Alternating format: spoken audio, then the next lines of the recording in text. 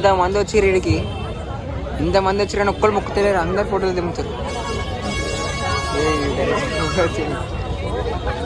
ఒక్కరు మొక్కుతున్నారు, ఈయన ఫోటో అందరు ఫోటోలు కాబట్టారు కానీ ఒక్కరైనా మొక్కుతున్నారా? అందరు ఫోటోలు దింపుతున్నాడు, ఒక్కరైనా మొక్కిరా? అయ్యో లైన్ వాడి ఫోటోలు.